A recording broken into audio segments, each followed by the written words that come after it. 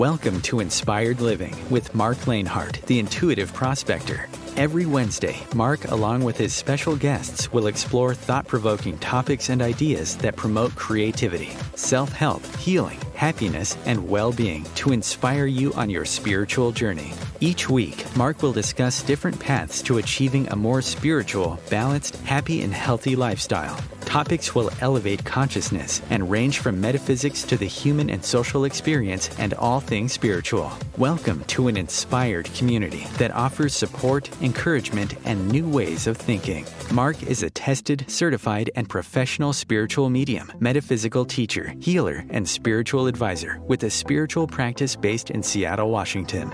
You are the inspired and the inspiration. And good morning, good afternoon, or good evening, wherever you may be in this beautiful planet of ours, and welcome to Inspired Living, where every moment is an opportunity to ignite your passion and curiosities and embrace the mysteries, the phenomenons, the known, the ordinary, and yes, the extraordinary.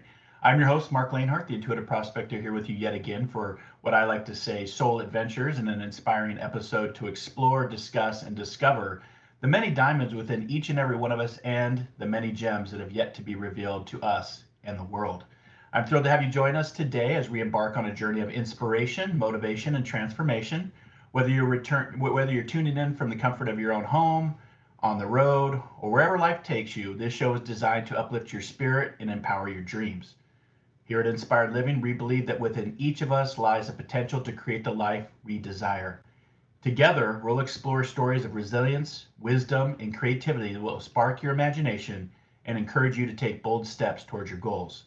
Inspired Living is all about fostering a supportive and empowering community, and each episode will highlight incredible guests who have overcome challenges, pursued their passions, and make a positive impact in their fields. From artists and entrepreneurs to thought leaders and wellness advocates, we'll bring you diverse voices and perspectives that resonate with the journey of personal growth. We'll delve into the topics like mindfulness, creativity, goal setting, resilience, providing you with practical tips and insights to apply to your own life. Inspired listeners can expect engaging discussions, thought-provoking questions, and actionable steps to turn inspiration into reality. Additionally, we'll create a space for you to share your own stories and experiences. Your journey matters, and we want to celebrate your victories, no matter how big or small. Together, we'll cultivate a mindset of possibility and unlock the doors to our dreams. So whether you're seeking encouragement, looking for new ideas, or simply want to feel connected, Inspired Living is here to fuel your journey and inspire each other to live our best lives. Or as we like to say here, you are the inspired and the inspiration, so let's be inspired, let's inspire others, and let's inspire before we expire. I do want to give a big shout out and say thank you to all of our inspired listeners from around the globe, the universe, and beyond. My team and I here at Inspired Living are always so very humbled and grateful to you and listening, downloading, subscribing, leaving reviews, and voting to make Inspired Living Radio and Podcast a best inspirational show and now also a best spiritual show to follow and listen to as referenced and sourced by FeedSpot. We really appreciate it, and we really appreciate you.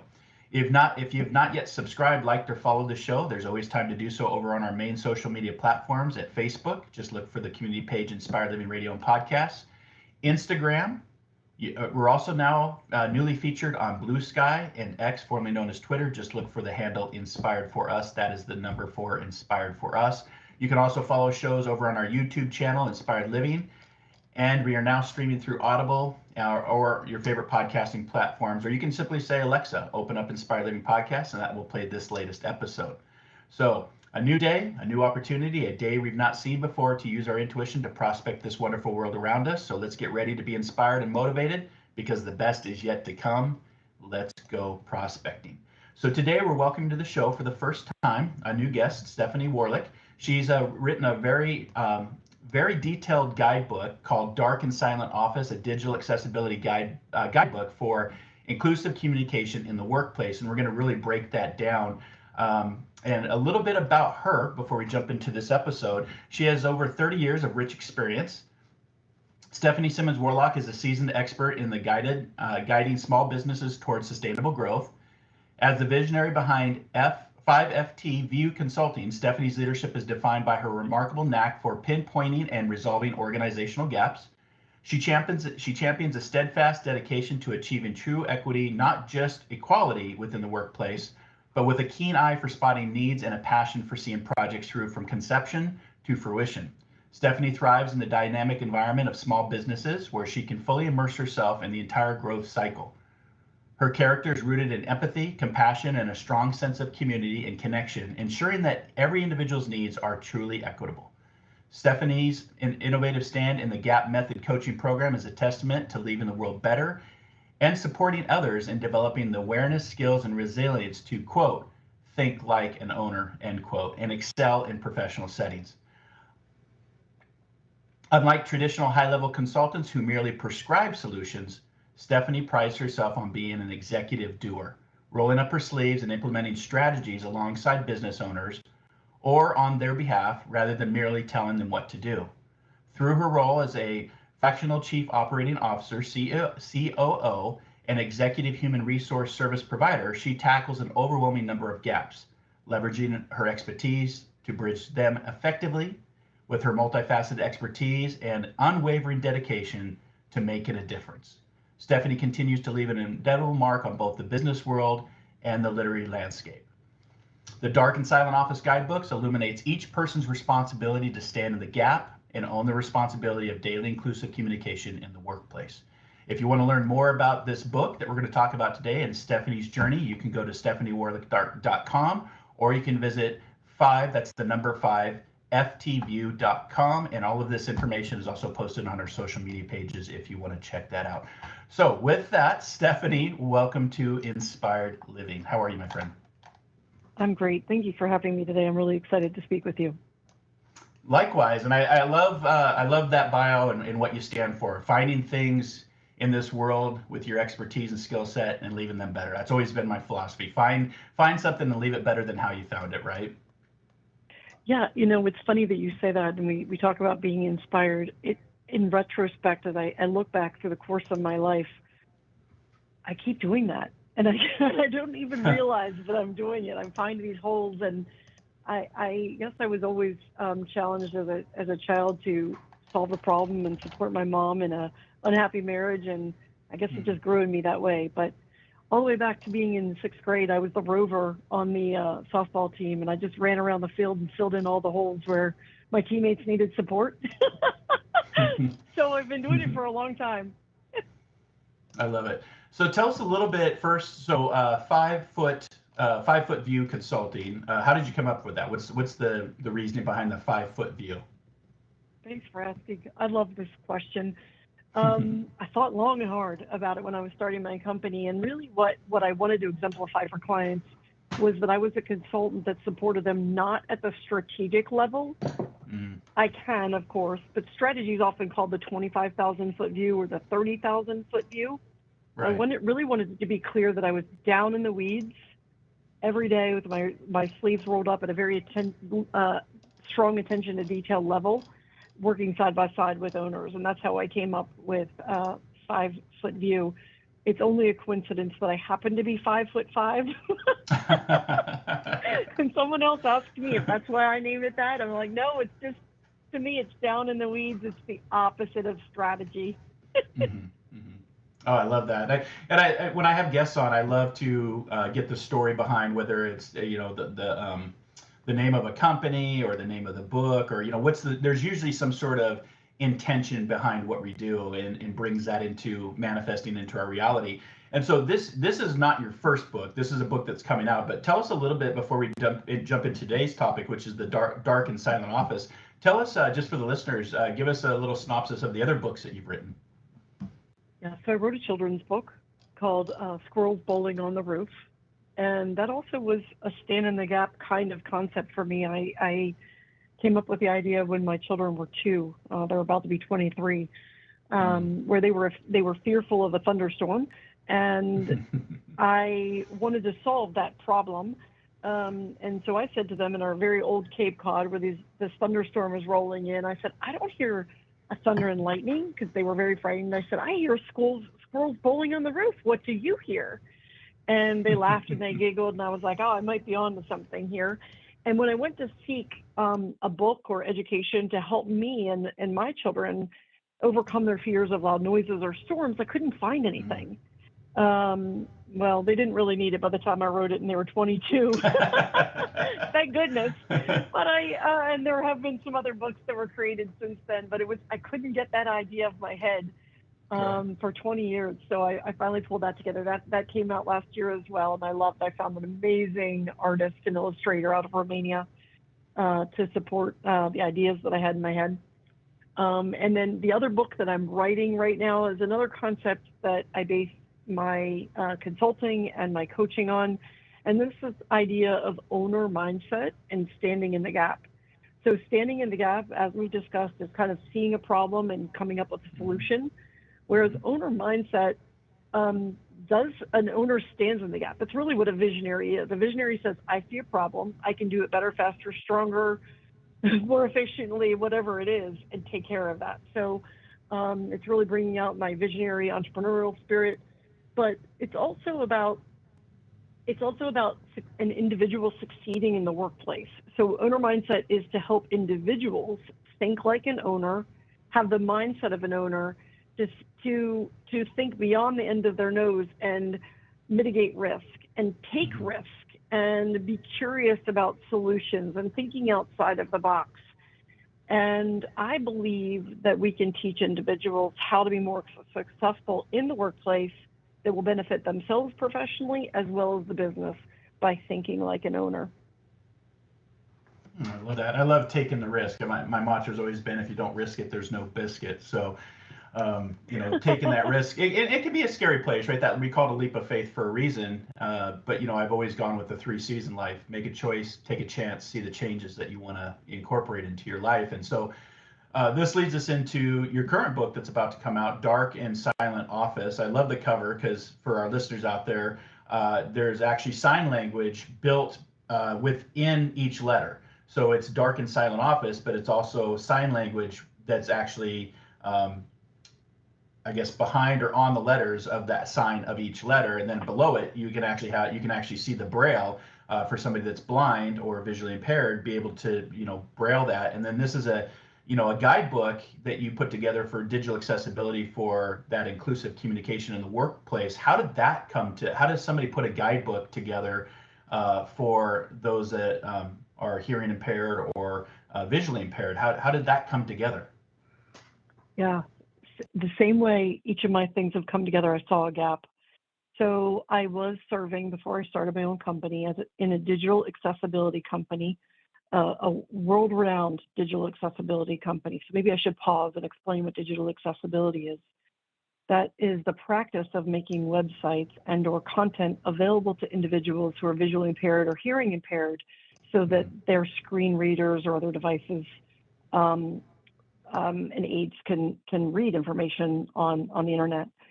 So I was working for the company as a chief administrative officer, leading several back office departments, in particular the human resources and recruiting department. And having been there a few weeks, so excited to work for this organization at the age of 50, and working for someone that wasn't just making money, that I felt was doing good in the world, I realized I had no skills, no abilities, no experience to communicate with my peers that were hearing impaired and visually impaired. Mm-hmm. And man, I can't even tell you how embarrassed I was. I was ashamed and I was embarrassed. And I thought, how is that possible that I got to this point in my career with, I'm a senior PHR, a senior human resources certified person. I have my PMP. But you kind of really broke down the book, so it wasn't, you really put it in layman's terms. So I really enjoyed that, reading through it, and didn't get, like you said, didn't get all technical and really in the weeds of, digital communications. But as far as writing this, why, in your opinion, and from your experience being in HR, why is diversity and inclusion so important? Because what's going on in today's society, it's a very interesting conversation that we're having this today. But why, from your perspective, is diversity and inclusion important for those that have hearing or visually impaired? Well, I don't think it's just for visually and hearing impaired, although that is what my book focuses on, and it is really a tough week for DEI. It really is. It's very eye-opening, right, to be honest with you. I've had a couple conversations with folks about this today because I just feel so deflated. for me, inclusion and diversity is good for business. We know it's been proven to be good for business. I don't believe that diversity and inclusion or DEI efforts were ever intended to say, don't hire the most qualified candidate. I don't believe that. I believe it was always hire the best candidate, but make sure that you are giving everyone a fair shot. Make sure that you are opening the doors so that we're not always just hiring everybody that looks like us and acts like us and has the same beliefs that we do.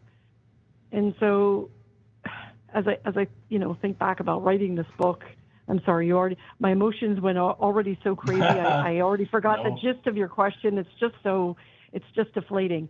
But diversity and inclusion. It is about opening the doors and making it available to everyone, because a diverse set of thoughts, ideas, cultures, and backgrounds makes overall better decisions for companies to be more successful. It's been proven over and over. That's why I think diversity and inclusion is better. And when I think about the coworkers that I have had that were wholly blind or partially blind or hearing impaired, they were brilliant.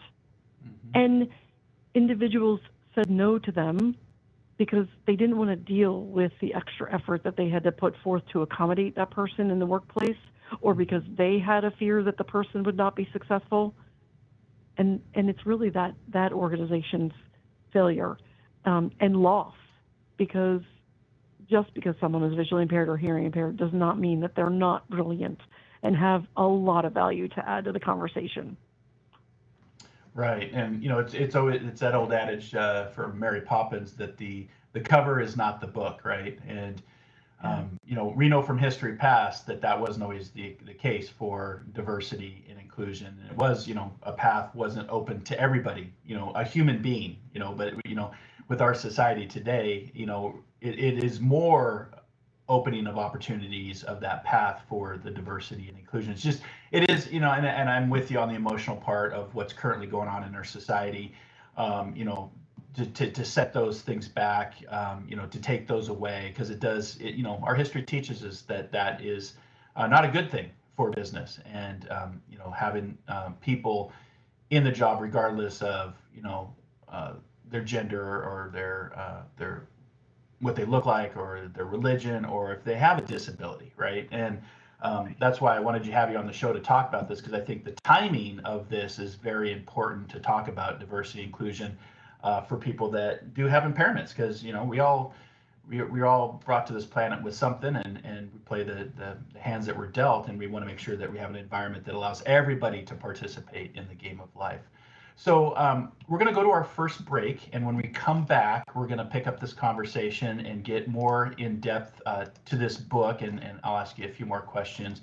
But we're going to be back here in just about 2 minutes, and you're listening to Inspired Living, and we'll be right back. The future of internet radio is here. Om Times Radio, IOM FM. Host your show on IOM FM, the radio network of Om Times Media, one of the more recognized brand names in the conscious community, and is backed by the extensive marketing reach of Om Times. Hosting a show on IOM FM immediately connects you with our extensive dedicated community. One planet, 7.3 billion people, only one you.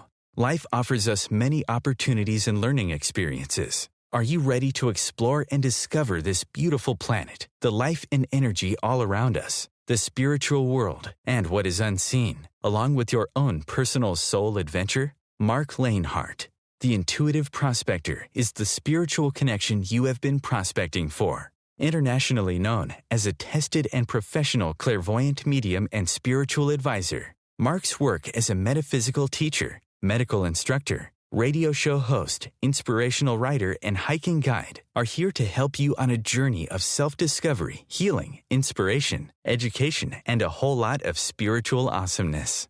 Dare to dream. Dare to explore. Dare to live. For more information on Marc's spiritual practice in Seattle, Washington, please visit marclainhart.com or internet search The Intuitive Prospector. You came across someone struggling with hunger. How would you recognize them? Would you notice an 8-year-old girl who's not excited for summer break because she may not be having lunch again until September? Or a war veteran who's having a hard time landing a job and getting back on his feet? I am the 1 in 8 Americans who struggle with hunger. I am hunger in America. Hunger can be hard to recognize. Learn why at IamHungerInAmerica.org. Brought to you by Feeding America and the Ad Council. And welcome back to Inspired Living. Today's guest is Stephanie Warlick, and she wrote this book called Dark and Silent Office, a Digital Accessibility Guidebook for Inclusive Communication in the Workplace. And before the break, Stephanie, we were talking about diversity and inclusion. And, one of the things that I loved about this book, because I just recently retired after several years in the federal government because of medical reasons. And it was interesting because you talked about, not dealing with people that have disabilities, people that can do the job, but need the tools to do the job effectively. And I went through that. I went through the whole ADA. I went through the whole treatment, and it was pretty hard. It was a pretty hard year to go through, and it kind of opened my eyes too of the blindness that goes on to people with disabilities. And so for this book, The Dark and Silent Office, I take it you came up with that title based on hearing impaired and visually impaired, or did it come another way for the naming of this book?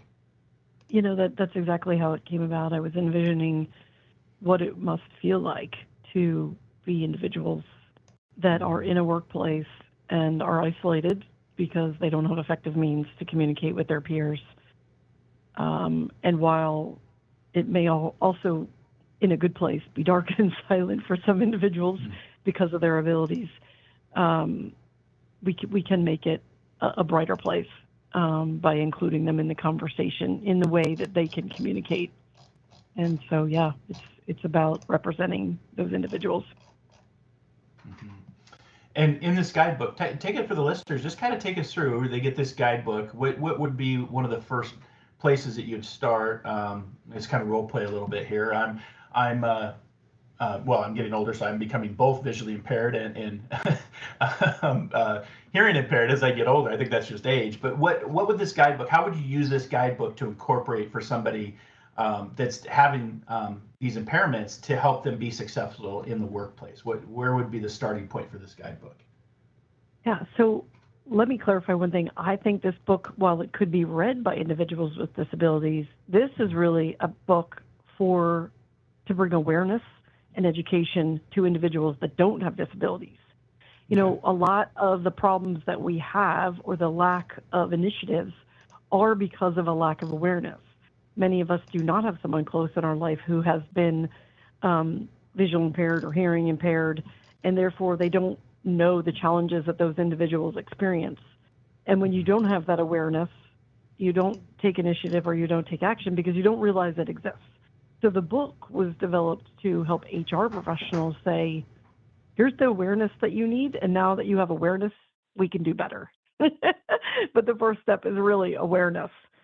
So as an HR professional, my hope was that they would open this book because, by the way, when you study for an HR exam, there is not one single component about accommodations or disabilities.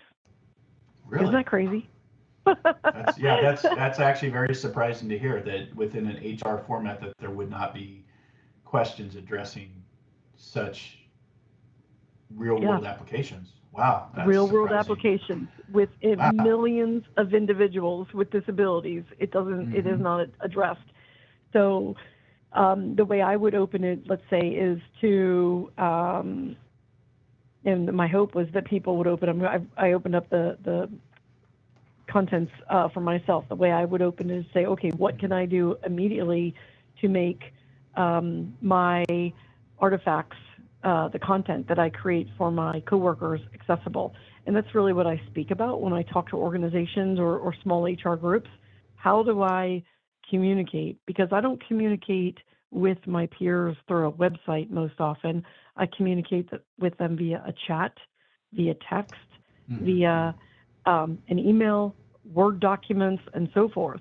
So how do I make those documents Or if it's not my peers and I want to send my customer a quote to buy a product from me and they're visually impaired, how can they read the quote if I haven't prepared them for them in a way? So opening up the book to teach them the things that they can do to make a PDF accessible, or how the things that they need to do to accommodate an individual with color blindness, or what do we need to do if we're preparing a meeting with individuals that are disabled? We need to do a site survey to make sure that the physical accommodations are available for all types of abilities and disabilities. And it's always a best practice, for instance, to send your documents out in advance so that people that process differently can read the information in advance. That's also very helpful for individuals that might use American Sign Language, so that they can read actual artifacts in advance before it's spoken to them. So that's how the best way to open the book. And I did make it chapters with checklists that you could just say, right, chapter 7, how do I create an inclusive workplace? I'm a new manager, what do I need to do? Or chapter 6 is just about all types of different meetings and how to follow up and be inclusive, as well as things that you can do to improve your whole workplace, conducting audits, process improvement throughout the organization. Yeah, I love that, and thank you for pointing that out. That this guidebook is not just for those with impairments, but those that are running a HR division or bringing awareness. Which I've always known that awareness is the greatest agent for change, right? Because sometimes we just don't know what we don't know. But now that I'm thinking back, even in my own former life, from an HR standpoint, I don't know if there was a lot of focus on people with disabilities now that I'm thinking about that. So I guess I shouldn't be too surprised. But as far as, a guidebook for HR to become aware of how to bring that diversity inclusion into the workforce. And when I was going through the introduction for our listeners out there, and again, you can go get this book. Is the book coming out on the major retail sites? Or is it going to be just, okay, just for our listeners? It's out on Amazon right now. It is. It's on okay, Amazon perfect. right now, paperback, audiobook, and what else? I have another version coming up. It's definitely out there in audio and paperback, and then it's available on my website. But Amazon's the easiest. It actually became international bestseller in 4 countries. Oh, congratulations. So I love it. Thank you. So it's out there on several of the Amazon platforms. And you can also put this into Braille? I have not contemplated that yet. Most of the audience that I have that is visually impaired is very comfortable receiving the audiobook. Oh, okay. So that has not been a need yet, but I'm open to doing that as clients need. Got it. So yeah, for our listeners out there, and you can also go to our social media pages for Inspired Living. We have Stephanie's link and her consulting link on our website if you want to click there, and you can go out to Amazon or wherever you get books to get this book. But in the introduction, I just want to read this because I think it's a good introduction for the book for our listeners out there that might be going through this right now.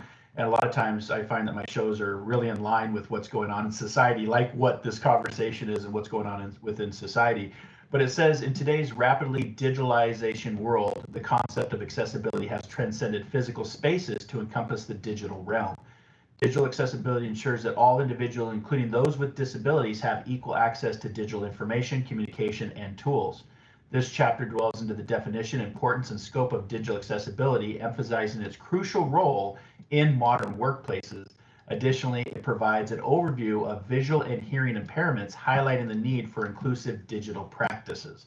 And I really like that introduction because our world is changing so rapidly.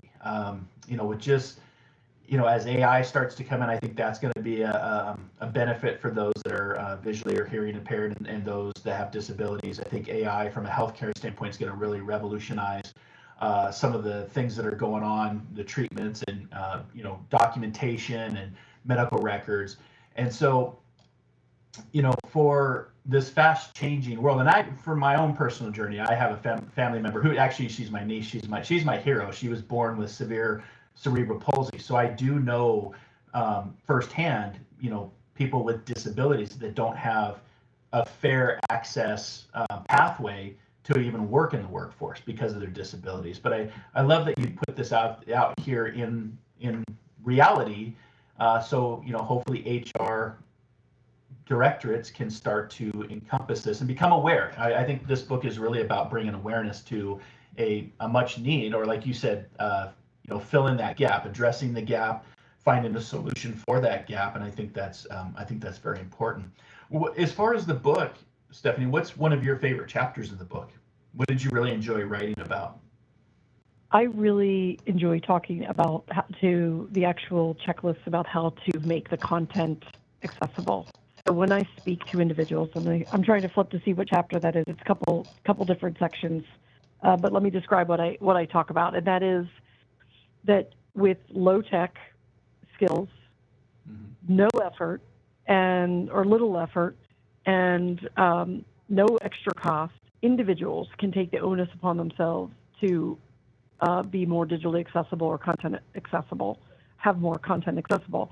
So we can overcome by taking on the onus ourselves. We don't have to combat now an organization saying, I don't have money, or, well, I'm not going to support the initiative at the corporate level because leaders of our government don't think it's important, or we can take it upon ourselves because we now have awareness to say, I can do better. And so there's whole sections that just say, okay, if you're going to make a graph in Excel and you want to share that with your coworker and have them be a part of their conversation because they're brilliant, make sure you don't just use red and green as the color codes of the graph. Maybe make patterns in the graph so that someone that is colorblind can read it. Or if you're going to send an email with an image and describe it, put an alt tag under the image so that someone's using a screen reader can do that. Those are two things right there that we can do. We're doing them every day anyway. We just take option B instead of option A, and that is not doing it or doing it or changing the color. We can make sure that in each of our conversations we turn on closed captions so that individuals that are neurodivergent or hearing impaired can do that. I know that while I am getting older as well and also losing my hearing sometimes, I also communicate with individuals around the world, and sometimes I find strong accents difficult to translate while we're talking about technical aspects. So closed caption helps in that instance as well. And then again, preparing meetings so that they are inclusive, so that everyone can have a seat at the table. Using reasonable fonts, right, that are a good size. You may have noticed that the book is a really large font. I did that intentionally with a non-serif font, so that I can't even tell you how many individuals that do not have traditional vision problems, but maybe are at reading glass stage, say, oh my gosh, that was such a pleasure to read that book, and I didn't have to strain to read the letters on the page. Right. It's just those things, so that the documents that you create or the artifacts that you create are available to everyone without them having to ask for a special accommodation. That's really what I'm educating. It's called universal design, and that is just take the extra step to make it available to everyone. And so that individuals with disabilities don't have to walk around asking for accommodations. Right. And, like I said, I'm getting older, so I find myself at times using closed captioning because I can't necessarily hear, or I need to read, or I'm at the age now where I need reading glasses. And I love when I get something and the directions are literally like a font 8 or a font 6, and I can't read it. Even with my glasses, I'm like, geez. So, and that's just part of the aging process. But for those that have, had their whole lives of that, I'm just kind of my empathy and compassion and, the world we live in, of how ignored they are and have been. And, I would say within the last, 10 to 15 years, it's really become an awareness platform to say, it's not the same for everybody. And so in the book, chapter 6, you talked about, and this, what I loved reading about this book is it's just things you don't think of, right? So communicating with visually impaired colleagues. When interacting with colleagues who are visually impaired, it's important to prioritize clear verbal communications and provide information in accessible format. So, for example, introduce yourself. Always start by saying your name, even if you've met before, to avoid assumptions about their ability to recognize you by your voice alone. Or speak directly and clearly. Address your visually impaired colleagues directly using clear and descriptive language, especially when conveying information that might have visual components. Offer verbal descriptions. Provide detailed verbal descriptions of visual materials, including slides, charts, or documents, to ensure they have the same access to information as sighted colleagues. Be specific with directions. I mean, and then it goes on in that same chapter, communication with hearing impaired. Face the person. Ensure that you ensure your face is visible for those who lip read. Avoid covering your mouth and speak clearly. And one of the things I've seen on a more national level is most major events, sporting events, concerts, political stuff, you have somebody that's actually signing. That's actually a requirement to have a person that's doing sign language for those that are hearing impaired. And I'm laughing because some of the ones that I've seen are very, what's a good word? Like at the concerts, we went to a concert, a Pink concert, and she had somebody signing, but they were like getting into it with the facial expressions. Like they were very animated. They were just sitting there signing. They were dancing. Their facial expression. You would have thought they were one of the dancers sign languaging to Pink's song. It was actually quite entertaining. And so I can just imagine, I kind of put myself in the shoes of somebody that's hearing impaired and went, oh man, that's another way to enjoy the concert without actually hearing the music. If you think about it, it's quite fascinating. Yeah. And in our write-up. Thanks for sharing that.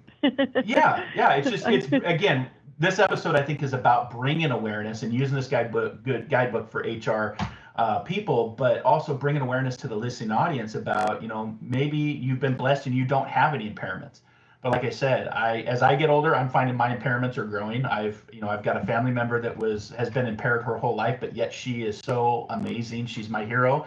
And in the write-up that I did for today's show, I actually put a quote from Mike Krzyzewski, who is the former Duke college basketball coach, Hall of Fame collegiate and Olympic basketball coach. And one of the things I saw, I went to a event and he was the keynote speaker, and he said, quote, effective teamwork begins and ends with communication, end quote. And so I put that in our write-up for today's show because I think that's important, that communication, whether through sign, whether through braille, whether through, language, voice, it's essential to have effective teamwork. And I believe with DEI, I believe with inclusion and diversity, it does make the business world a much more not only accessible, but better place for businesses because it's welcoming all people and regardless of their impairment. And I think this guidebook's going to do really well. And like you said, you've already been recognized did you say 4 different countries already? Did I hear that 4 countries, right? Yeah. It hit number 1 in 4 different countries. I was really excited about that. Good for you. That means that you're countries. Yeah, well, until it gets translated, right? It takes time. I remember we've had guests on here that wrote a book, and then 10 years later, it's being translated internationally. I'm thinking of the 4 Agreements because we had Don Miguel Reyes on a previous episode, and he talked about how they had to rewrite the 4 Agreements because it was such a bestseller here in English-speaking countries that other countries wanted it, so they had to, update it with that language and the meanings, So, just for the sake of time, yeah, please. It just goes by so quick, and no, you go. I feel like I could talk to you forever, but I know, right? The favorite parts of the book, and I wanted to share something with you that I think is a great place, like a great concept for businesses to incorporate. So as you think about bringing awareness, most individuals with disabilities don't mind speaking about their disability. In fact, they want to talk about it. They know they're impaired. They know that they have a disability. They know hiding it or not discussing it doesn't make it go away for them. It's just that other individuals that don't have that disability have this elephant in the room and try and avoid it. Mm-hmm. There's no reason to avoid it, but just talking about it. Right. So bringing awareness through having actual individuals speak to their coworkers in sensitivity training or other awareness to just really say, hey, how is the best way to communicate with you? Because each person's different, right? But one of the things that I did to help really bring to life some actual disabilities was at the top of every chapter, I got a quote from an individual that was either hearing impaired or visually impaired. I want to just read two that are hilarious, that it just shows the I don't know, just the many facets of individuals. One of them was at chapter 2. This gentleman said to me, "It would be so helpful if colleagues could notify me when they rearrange things in shared workspaces. Keeping paths clear of unexpected obstacles is crucial for my safety and independence.